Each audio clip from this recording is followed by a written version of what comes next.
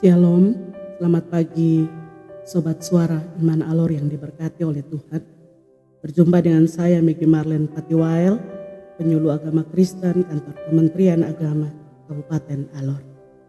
Sebelum kita membaca dan merenungkan firman Tuhan di pagi hari ini, untuk melandasi aktivitas kita di hari ini, mari kita berdoa. Kami siap untuk mendengarkan kebenaran firman-Mu. Untuk itu kami mohon Tuhan berkati kami dengan kebenaran firman-Mu, dan biarlah firman ini menjadi kekuatan, pegangan bagi kami untuk kami dapat terus melangkah dalam menjalani kehidupan kami hari lepas hari. Berfirmanlah kepada kami Tuhan, karena kami telah siap untuk mendengar. Amin.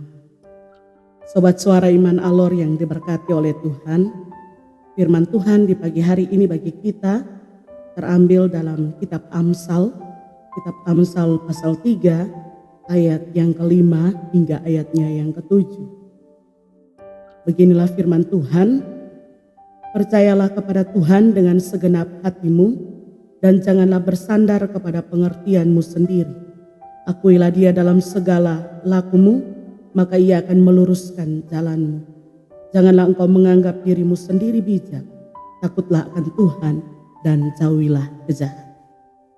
Sobat Suara Iman Alor yang diberkati oleh Tuhan, tema yang saya pilih untuk kita di pagi hari ini yaitu yang muda, yang hidup takut akan Tuhan.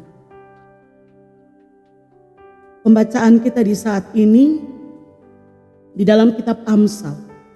Kita tahu bahwa kitab Amsal menjadi banyak favorit untuk banyak orang, karena kitab ini bukan hanya sekedar kumpulan jargon motivasi, melainkan juga panduan hidup yang lahir di era milenial ini. Dan kitab ini sering disebut kumpulan Amsal Salomo. Berbagai nasihat, didikan, ajaran-ajaran hidup di dalam Tuhan. Bagi orang muda, kitab ini memberikan kecerdasan, pengetahuan, dan kebijaksanaan kepada yang masih kurang berpengalaman agar tidak salah dalam melangkah. Bagi orang bijak, dia dapat menambah ilmu dan pertimbangan. Dan bagi mereka yang kurang berpengalaman agar tidak salah dalam melangkah. Sobat Suara Iman Alor yang diberkati oleh Tuhan, kitab Amsal ini punya fondasi teologis yang mutlak, yaitu takut akan Tuhan adalah permulaan pengetahuan. Apa yang disampaikan adalah hal-hal yang praktis yang dapat kita lakukan.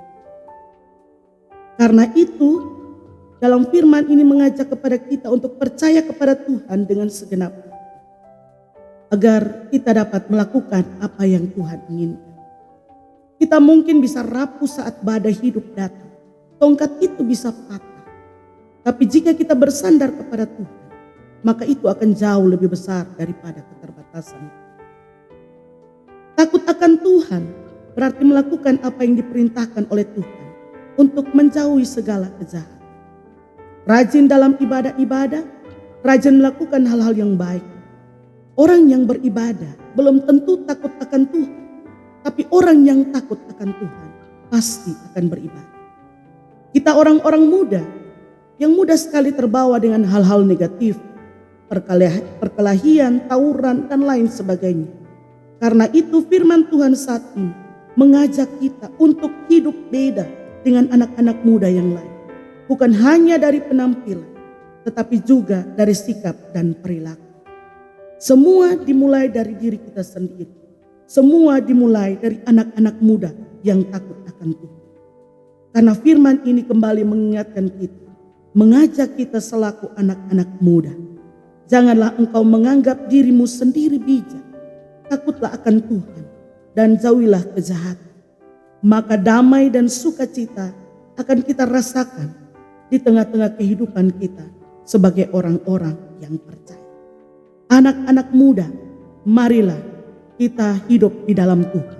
Yang muda, yang hidup takut akan Tuhan. Tuhan memberkati kita. dengan firman-Nya. Amin.